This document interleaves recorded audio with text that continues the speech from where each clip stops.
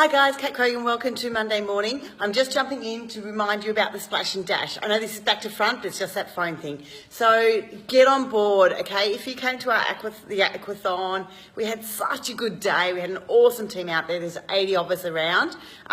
So look, if you're one of the team members and became part of the Phyxit Crew for that day, grab your T-shirt, chuck it back on. You can either just do a beach run, you can do an ocean swim, or you can do an aquathon. So jump on the site, and basically I'll put the link in here.